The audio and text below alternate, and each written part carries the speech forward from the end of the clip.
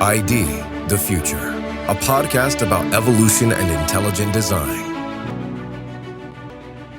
Why would an intelligent designer of the universe allow so much suffering? And is human evil most consistent with naturalism or theism? Welcome to ID the Future. I'm your host, Andrew McDiarmid. Today I'm speaking with Dr. Eric Hedin, Professor Emeritus of Physics and Astronomy at Ball State University in Indiana. In 2013, his Boundaries of Science course at Ball State University came under attack by a national atheist organization for allowing student discussions in class to consider evidence that nature is not all there is, and that our lives might have eternal meaning and value within a universe specifically fitted for beings like us. Dr. Hedin is author of the recent book, Cancelled Science: What Some Atheists Don't Want You to See.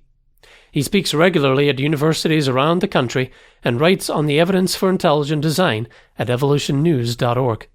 Dr. Hedin, welcome to ID the Future. Thank you so much, Andrew. It's great to be here with you today.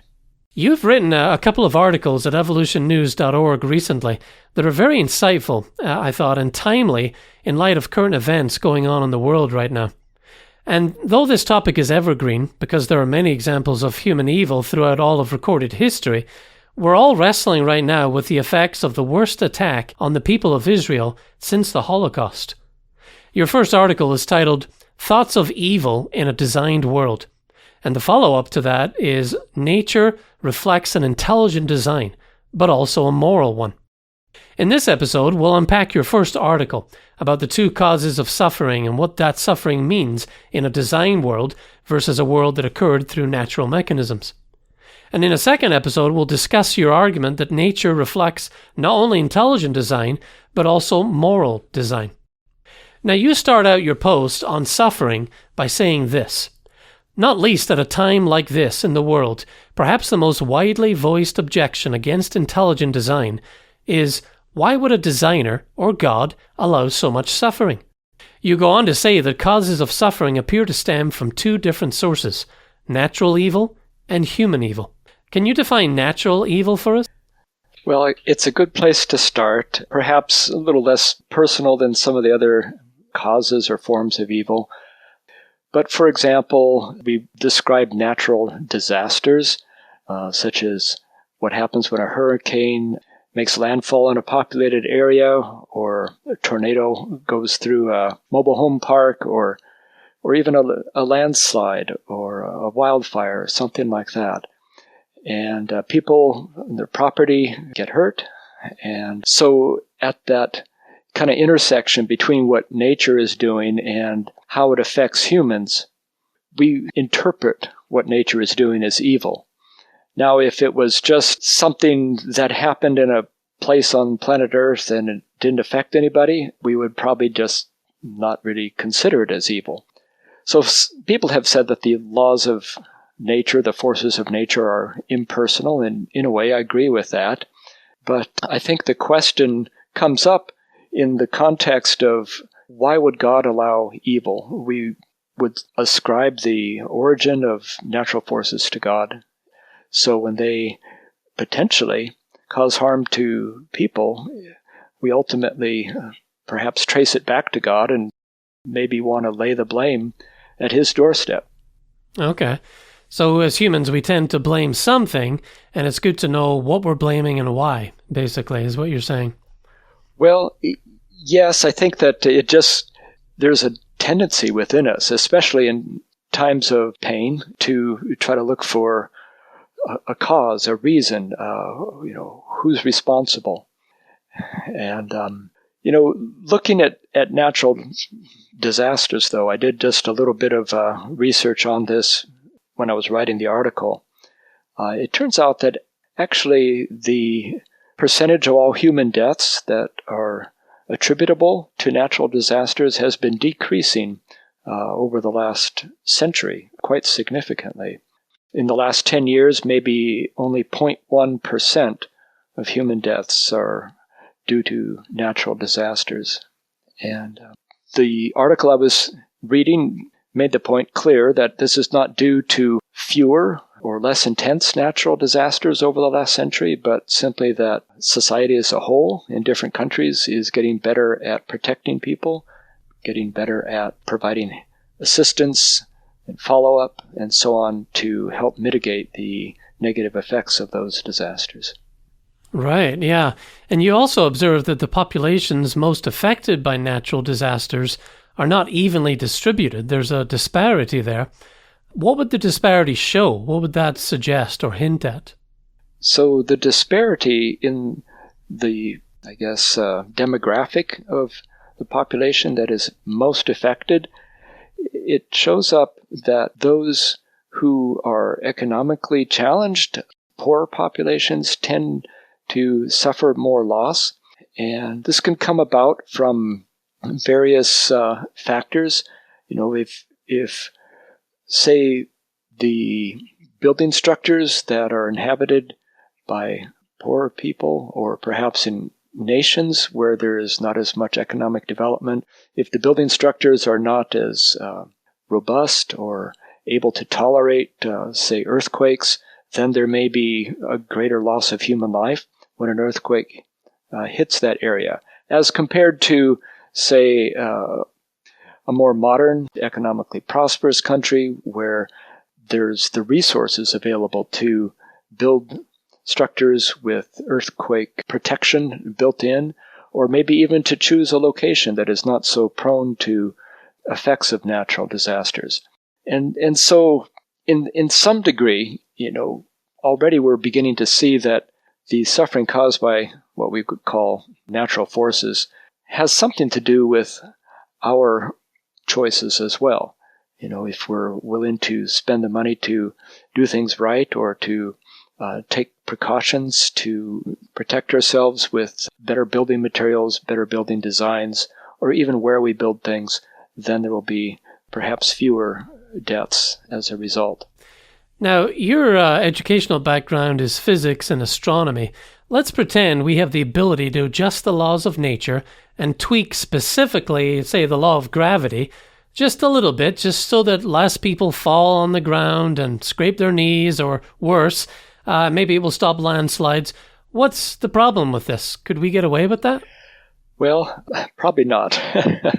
And the reason is that many of the, strengths of the different forces of nature are known to be very finely tuned. For example, the force of gravity affects not just us locally in how much it hurts when we fall off our bike, but it is a universal force that is the main shaper of the entire universe. The structure of galaxies, the formation of stars and planets is all governed by the force of gravity. And even from the beginning of the universe with the Big Bang, the rate of expansion of matter as a result of the Big Bang is affected by the force of gravity. And scientists have determined that if it was changed by just a small amount, either the rate of expansion would be too great and matter would spread out too quickly, and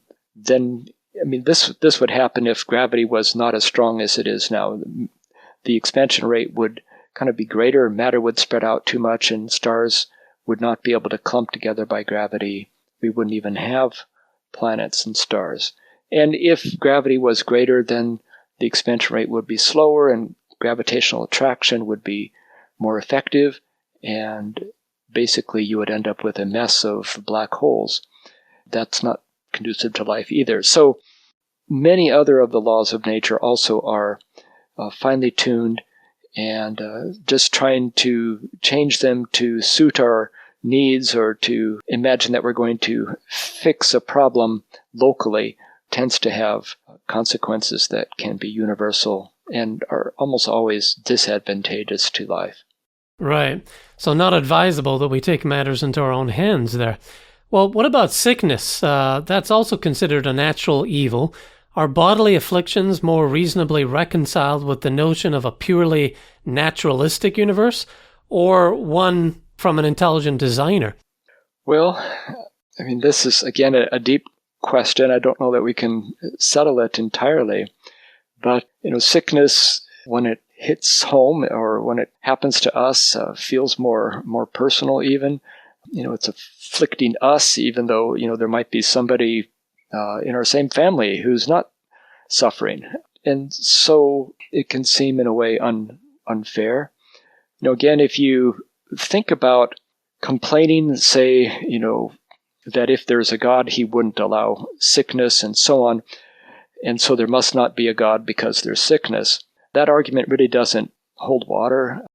Ultimately, we have to start with more basic fundamentals and explain how we got to be a living being in the first place, and looking at the biochemical complexity of the human body within each cell, but then many of the physiological systems of our bodies show layers upon layers of essentially engineering and fine-tuning design that allow us to live at all.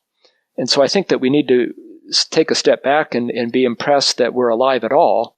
And it's a very complex system, our bodies. And any complex system can break down, because we do live in a world where the second law of thermodynamics applies to not just stars and mountainsides and physical systems, but also to our own bodies, which are made up of physical elements as well. So, when our car ages a bit, it gets rusty and things don't work as well. Honestly, some of that could be true of our bodies as well. So I don't think that sickness is inconsistent with design, just like, if your car's headlight goes out, that's not inconsistent with the fact that the car was designed. Now, you could also say that, cancer is a mutation of the way things were designed to be. And, evolution sort of predicts that mutations will happen. And, so to look at cancer and blame God, in a way we could look at cancer and say it's part of a natural process of mutation and things are breaking down. So it's, again, not a complaint against design, I think. And, it is unfortunate. I'm not trying to explain away the suffering that comes with sickness. And I know, personally and in my own family, there's examples of sickness, and it's not easy. And anyone who's dealt with it knows that to be true. But I don't find that there is a cause within the suffering of sickness to suggest that either God doesn't exist or that he doesn't care. Well, what about human evil? You write that human evil stems from choices that humans are free to make. But if we are all just the result of natural forces, primarily the electromagnetic attraction between charged particles, then how can evil or good have any meaning outside of our opinions? What would you say to that? Well, I don't believe that it's a rationally defensible position to suggest that our choices are purely predetermined by, say, the interaction between atoms in our bodies or our minds or within our brains. And so, human evil, if we are purely a naturalistic outcome, then everything about us is based on the results of the laws of nature. There is nothing else in the naturalistic worldview. There's only forces between particles, and as a physicist, there's only a few of those. There's gravitational force, which is irrelevant for chemistry. There's then the electromagnetic force, which is the dominant natural force for any sort of biochemistry. And, then there's a nuclear force, but that just sort of establishes the particular elements that make up our bodies. So that's it. And if we are nothing more than interactions, and if those interactions are, in a sense, left on their own, without any, I'm almost begging the question here, without any intelligent manipulation, then there can't be any such thing as evil. Because how can a rock be evil? Or how can gravity be evil versus good? I mean, it is even a meaningless concept to discuss morality. And in essence, it would be difficult even to defend rational thought. How can we even have a meaningful discussion if all of our thoughts are simply the results of interactions between electrons, and there's nothing more going on than that? So in a way, I would say that human evil, based on our choices, as well as human good, if we could branch into that, but that is consistent not with naturalism or materialism, but it's consistent with theism, that our beings have more to them than just the interactions between the matter that makes us up, that we have a spiritual component, something that is transcendent to the physical, and that allows us to have rational thought. It allows us to have a moral basis, to make judgments, to discern good and evil. These aren't just illusions. So again, I think that when considering human evil, the very concept is inconsistent with naturalism, and so actually in a way provides a pillar of kind of argument in favor of theism. Yeah. Well, and people are still making the claim of determinism in science. Just today I saw a news report about Stanford University neurobiologist Robert Sapolsky, and he concluding, after 40 years of study, that, quote, virtually all human behavior is as far beyond our conscious control as the convulsions of a seizure, the division of cells, or the beating of our hearts, end quote. So in other words, Sapolsky's claiming we don't have free will. And he's not the only one out there that's suggesting this. Now, that conclusion seems to fit with an evolutionary account of human origins, but is it aligned with the evidence that we're seeing? Well, I think that, broadly speaking, his viewpoint is not very popular. I read his article, and I think that he is forgetting something. He makes a point of saying that our choices are merely determined by influences, not just environmental influences around us, but internal influences, physiological, even mental. But that's not to deny that we are influenced in our choices by a number of things. If I'm getting hungry, I may choose to do something, and that's just a result of a physiological stimulus. Or, if I'm cold because the window's open and it's winter outside, that may influence me in a different choice. Certainly, we are influenced, but what Sapolsky seems to have suppressed is the reality that we, as human beings, also have rational control over our bodies, our minds, our reactions. So we're not just vulnerable or defenseless kind of collections of molecules that are completely at the whim of influences.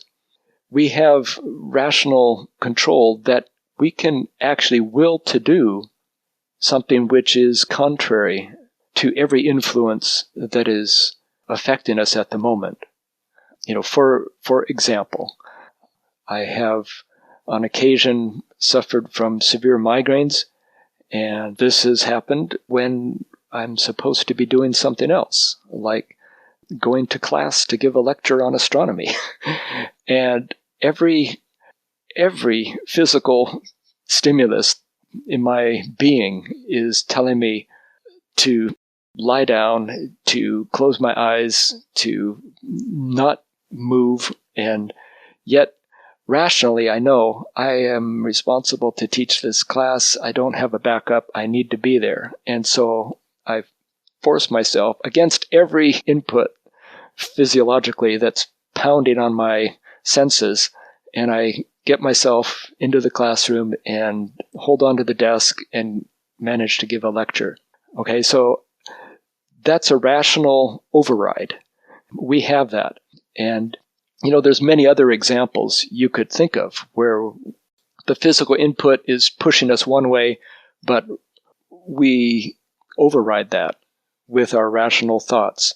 And that keeps us, in a way, morally responsible for what we do.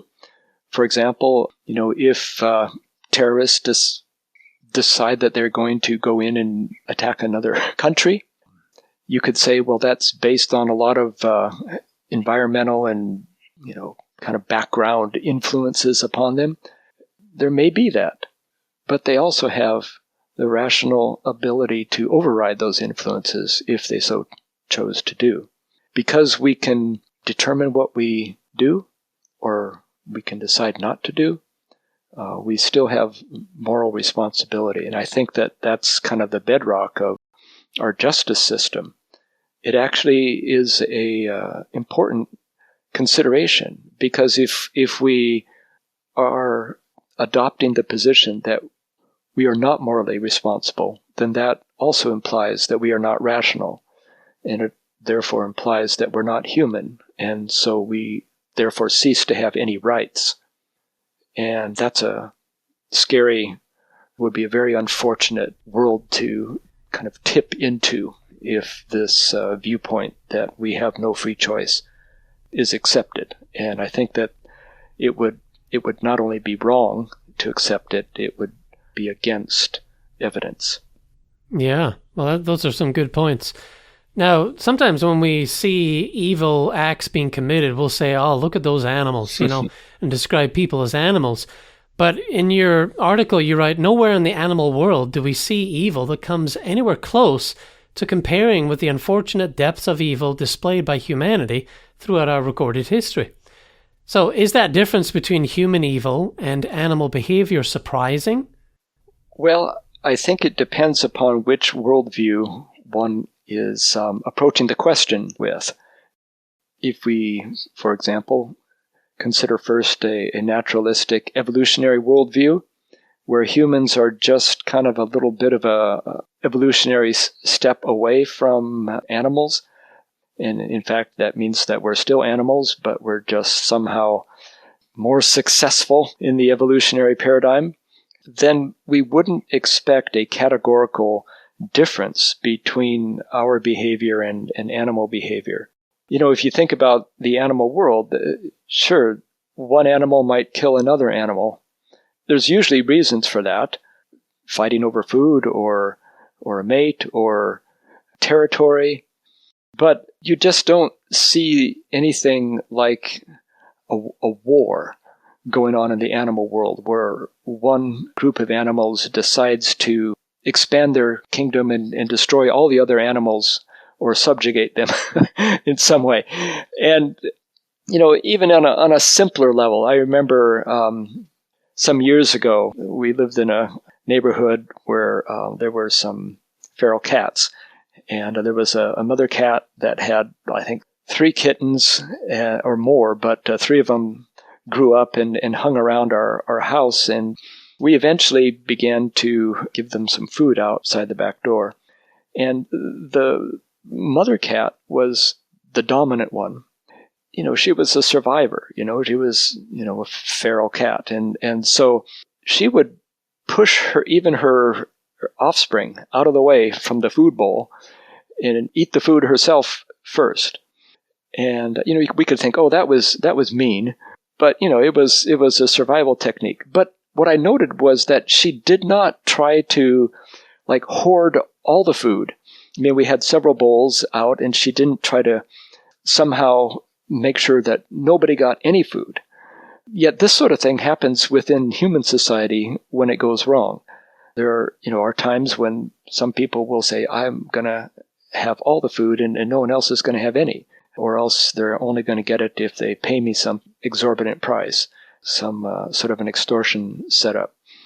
So animal evil, I think, is limited to just sort of opportunistic, what seems to work in the moment, but human evil sometimes spreads, unfortunately, to such at a national level, and sometimes it doesn't seem to even make sense. And so I think there's a disconnect between categorically when we look at human evil and animal evil. And so I believe that actually fits better with, more the theistic viewpoint that, humans are not animals. Humans are a different class of being. We have the potential for more good. We have the potential for more evil. So those are just some thoughts on that particular comparison. Yeah. Well, as we wrap this up, this first episode, in your estimation, is theism a better explanation for the origin and spread of human evil in the world? Well, I think that human evil is consistent with the theistic viewpoint that is, at least within the Judeo-Christian worldview, where, again, humans are not just animals, but have a consciousness and awareness that we might call a spiritual side, a spiritual nature, and as such that I believe, as I just mentioned, gives us the capability of expressing greater kind of altruism, benevolence, compassion on the good side, and also evil at a scale that's completely absent from the animal world. And of course, the biblical viewpoint speaks about why. Why is there human evil? And ultimately traces it back to a human choice. In a sense, a decision to serve self rather than the one who created him. So there's much more to be said about this. I don't want to paint just a pessimistic picture and say it's just all bad. Again, from the biblical viewpoint, our designer has stepped in to provide a solution to this problem. But that's probably, to talk about the details of that, something for another episode, perhaps. Yeah. Well, it is time to close this episode, but we'll follow up with a second episode where we'll discuss your accompanying piece at evolutionnews.org, Nature Reflects an Intelligent Design, but also a moral one. Dr. Hedin, thank you for your time today. You're very welcome. Thank you for the conversation. We'll include links to these articles in this episode's description at idthefuture.com. And for more of Dr. Hedin, get a copy of his book, Cancelled Science, What Some Atheists Don't Want You to See. For ID the Future, I'm Andrew McDiarmid. Thanks for listening. Visit us at idthefuture.com and intelligentdesign.org. This program is copyright Discovery Institute and recorded by its Center for Science and Culture.